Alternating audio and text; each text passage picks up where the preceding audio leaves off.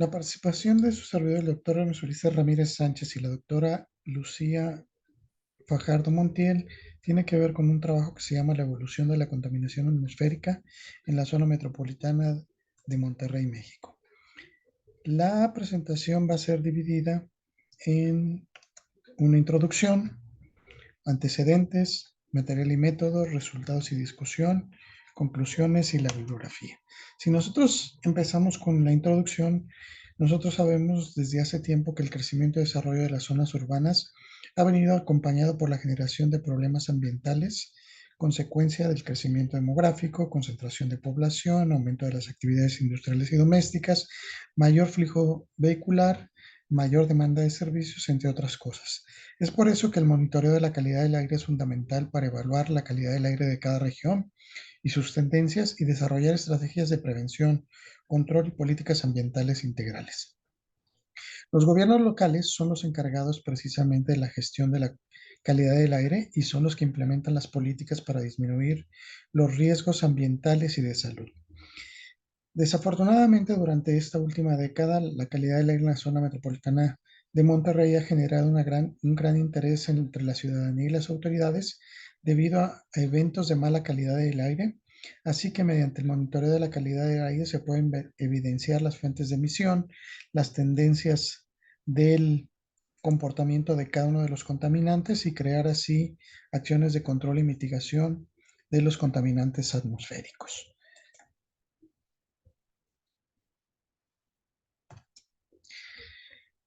Para ponernos en contexto, la zona metropolitana de Monterrey es una de las zonas de mayor crecimiento de México, siendo un importante centro urbano e industrial que está experimentando una degradación de su calidad de aire.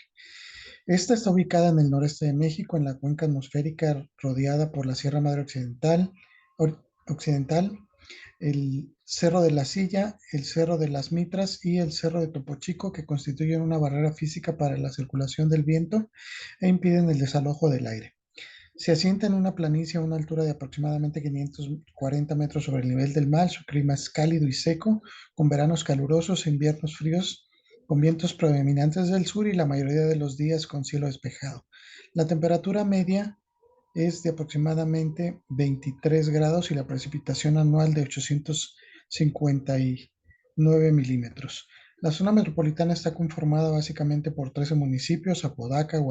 Guadalupe, General Escobedo, Monterrey, Juárez, San Nicolás de los García, Santa Catarina, Pesquería, San Pedro Garza García, Cadereyta de Jiménez, Salinas, Victoria y Santiago. Esta es la segunda metrópoli más poblada de México, con 5.341.171 habitantes y la segunda en generación económica. Su parque vehicular es de más de 2 millones de vehículos, donde el 73.4% corresponde a automóviles, 23% a camiones de carga, 0.8% a camiones de pasajeros y 2.6% a motocicletas. Se caracteriza por su alta actividad industrial. Las principales industrias son la siderúrgica, maquinaria, metalmecánica, automotriz, celulosa y papel, vidrio, barro, loza, cerámica, textil, cemento, eléctrica, electrónica, entre otras. Ante este panorama de constante crecimiento de la zona metropolitana de Monterrey, el monitoreo de los contaminantes atmosféricos es muy importante y es una parte fundamental para establecer las afectaciones de salud que pueden surgir en la población. Es por eso que se creó a partir del año 1992 el Sistema de Información de la Calidad del Aire de Monterrey, que actualmente consta de 14 estaciones que fueron incluyéndose desde el año 1992. Se empezó con 5 y la última que se instaló fue en el año 2020 en el municipio de Pesquería. Eh, Todas las estaciones miden algunos de los contaminantes criterio, que son los que actualmente se evalúan a nivel global, como son las partículas menores a 10 micras, las partículas menores a 2.5 micras, el ozono, el del dióxido de azufre, el dióxido de nitrógeno y el monóxido de carbono. Básicamente todas las 14 estaciones cuentan con el sensor de PM10. Únicamente Pesquería no cuenta con sensor de partículas menores a 2.5 micras. Tenemos tres estaciones que son la de Apodaca, Escobedo y Juárez, que no cuentan con sensor de ozono. Para el caso del dióxido de azufre, Apodaca y Escobedo no tienen sensor de este contaminante. En el caso de los óxidos de nitrógeno, la estación de San Bernabé, Pueblo Serena y Escobedo, junto con la de Pastora, no tienen este sensor y todas las estaciones cuentan con sensor para monóxido de carbono. ¿Cuáles son los efectos de la salud de estos contaminantes criterio? Pues hay que entender que esto va a depender de la cantidad y de el tiempo que están estos contaminantes en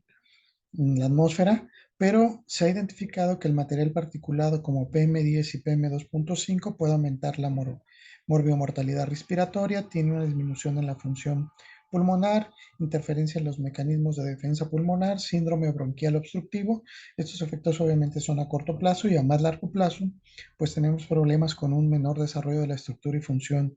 del sistema respiratorio y mayor riesgo de cáncer en edad adulta. En el caso del ozono, los efectos a corto plazo es la disminución de frecuencia respiratoria, alveolitis neutrofílica, aumento de permeabilidad e hiperactividad bronquial y alteración del epitelio alveolar. En el caso de los efectos a largo plazo, tenemos daño de células epiteliales, disminución de la capacidad de respiración de las personas. En el caso del monóxido de carbono, disminución de la capacidad de poder realizar ejercicio.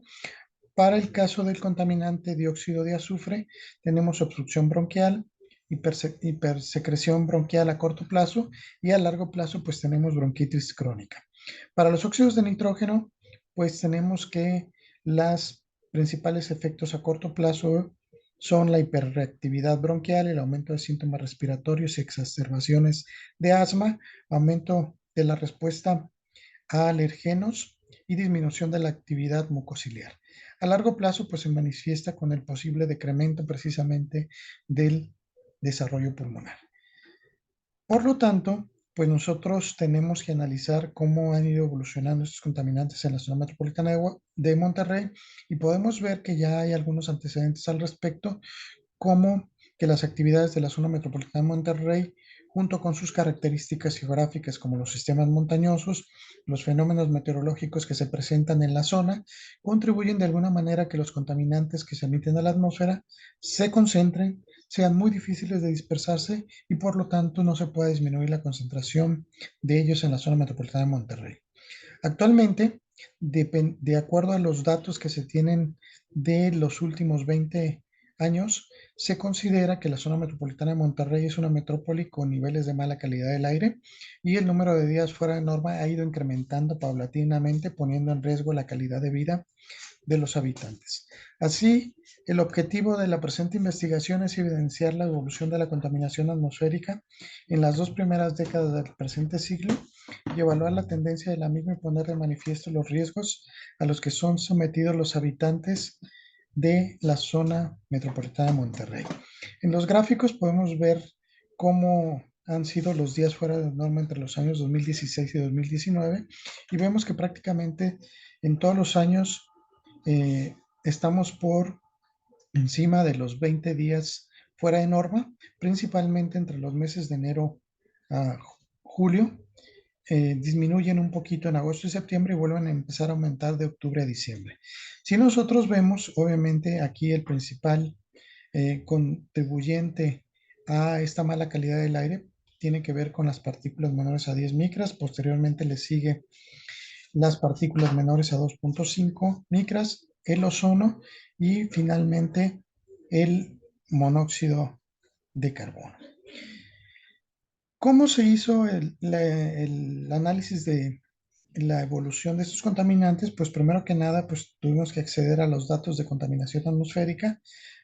para poder evaluar precisamente cómo han ido evolucionando estos contaminantes y la información fue tomada de la base de datos del Sistema Integral de Monitoreo Ambiental, denominada CIMA, del Gobierno del Estado de Nuevo León y del Sistema Nacional de Información de Calidad del Aire, SINAICA, del Instituto Nacional de Ecología y Cambio Climático. El CIMA cuenta con 14 estaciones, como ya lo habíamos dicho, y mide los siguientes contaminantes criterio: monóxido de carbono, dióxido de nitrógeno, dióxido de azufre, partículas menores a 10 micras, partículas menores a 2.5 micras y ozono. ¿Qué se hizo? Se evaluó las tendencias horarias, diarias, mensuales y anuales para evaluar los cambios en los patrones de la contaminación atmosférica y la distribución de los contaminantes en la zona metropolitana de Monterrey. Los datos tuvieron que pasar a través de un protocolo de validación de datos estricto de SINAICA para que esto no provocara sesgos en las tendencias. Posteriormente se calcularon medias horarias a 8 horas diarias, mensuales, anuales durante el periodo 2000-2020. A partir de este conjunto de datos se evaluaron las tendencias y distribución de los contaminantes en toda la zona metropolitana de Monterrey. Se analizó el comportamiento tanto espacial y temporal de los contaminantes criterio en este periodo mencionado. Los resultados que obtuvimos fue que prácticamente en el caso de las partículas menores a 10 micras, la mayoría del tiempo pues estamos por encima de la norma, que son 70 microgramos por metro cúbico, y podemos ver que tanto en el caso de las series de tiempo diarias como mensuales, estamos por arriba de la normatividad en la mayoría de los casos, y podemos observar que la distribución espacial pues es muy variada, no es muy homogénea, pero sí tenemos que prácticamente en los años 2005 y 2014 tenemos los mayores índices de partículas menores a 10 micras en la zona metropolitana de Monterrey, sobre todo en la zona oeste y sur de la ciudad. Con respecto a las partículas menores a 10 micras, pues podemos ver que estas se encuentran por debajo de la normatividad horaria, pero y diaria. Y cuando observamos las tendencias mensuales, pues vemos que hay una tendencia de disminución de los contaminantes conforme vamos avanzando en esta serie de tiempo. Esto significa que sí tenemos altos índices de partículas menores a 2.5 micras en la zona metropolitana de Monterrey, pero la tendencia durante los últimos años ha sido la disminución de esto. Sin embargo, estamos todavía con algunos valores por encima de la norma. En cuanto a la distribución espaciotemporal, pues podemos ver que en este caso el año 2000 y el año 2010 son los que presentan los mayores valores de partículas menores a 2.5 micras, y prácticamente se presentan en toda la zona metropolitana de Monterrey. En el caso del ozono, pues podemos ver que aquí la tendencia es incremento. Básicamente en las tendencias tanto horarias como mensuales podemos ver que ha ido incrementando precisamente la concentración de los contaminantes de ozono conforme vamos avanzando en el tiempo. En cuanto a la distribución espacial, pues nosotros podemos observar que prácticamente todos los años tenemos altos niveles de ozono prácticamente en toda la zona metropolitana de Monterrey, a excepción del año 2005, que es el que presenta los valores más bajos con respecto a este contaminante. En el caso de los óxidos o dióxido de azufre, pues aquí la tendencia durante los últimos años ha sido a la baja. Tenemos que casi siempre, o más bien dicho, siempre tenemos valores por debajo de la norma, tanto en las tendencias horarias como las tendencias diarias y mensuales, pues tenemos valores que están por debajo de la norma y obviamente con una tendencia a la baja, lo cual esto significa que el dióxido de azufre no representa un riesgo para la población. En el caso de la distribución espacial, pues vemos que solamente el año 2000 presentaba niveles altos precisamente de este contaminante, aunque en este caso no se rebasaba la norma y por lo tanto el dióxido de azufre no representa un factor de riesgo en este momento para la población de la zona metropolitana de Monterrey. En el caso del dióxido de nitrógeno, pues el comportamiento es muy similar al del dióxido de azufre, prácticamente en las series de tiempo diarias, horarias y mensuales tenemos valores por debajo de la norma, a excepción de algunos momentos muy específicos en el cual en las mensuales sí se ha rebasado un poquito la norma, pero de manera general pues tenemos que el comportamiento es a la baja durante el periodo que se está siendo analizado, que son los últimos 20 años, mientras que la distribución espacial pues presenta valores por debajo de norma y solamente el año 2005 es el que presenta las mayores concentraciones, aunque pues estamos dentro de los rangos considerados como normales, al igual que el dióxido de azufre, pues este no representa un riesgo para la población. Con respecto al contaminante monóxido de carbono, pues este sí ha presentado incrementos bastante importantes durante los últimos 20 años. Podemos ver que en las tendencias tanto diarias como mensuales, pues tenemos una tendencia de incremento, aunque estos valores están muy por debajo de la norma y por lo tanto en este momento no representan un riesgo, pero sí se tiene que estar al pendiente de cómo se da el comportamiento porque esto irá aumentando conforme avancen los años. Y prácticamente aquí en la distribución espacial podemos ver que en los primeros años las concentraciones eran bajas y han empezado a aumentar en algunas zonas como la zona norte y la zona eh, este, precisamente de la zona metropolitana de Monterrey, con lo que esto nos empieza a dar algunas alertas en que tenemos que empezar a ver de dónde vienen tantas emisiones de monóxido de carbono. Insisto, en este momento no representan un riesgo para la población.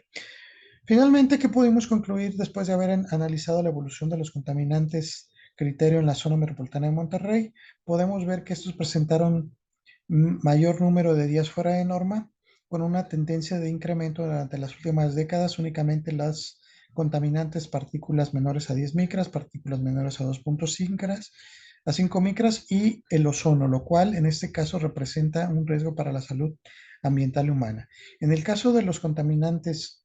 monóxido de carbono, dióxido de azufre y dióxido de nitrógeno, hasta el momento estos no representan un riesgo, ya que se encuentran dentro de norma tanto por el número de días como por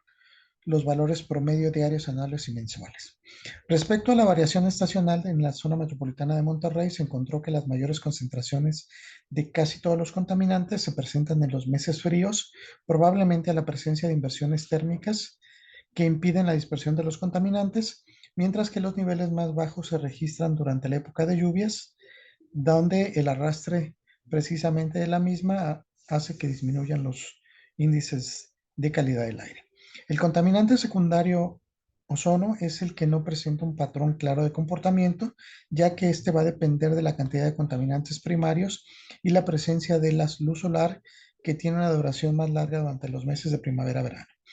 Básicamente, pues aquí podemos ver la bibliografía que se utilizó y pues estamos abiertos a las preguntas que ustedes nos pudieran presentar acerca de este trabajo. Muchísimas gracias y estamos atentos a las preguntas que ustedes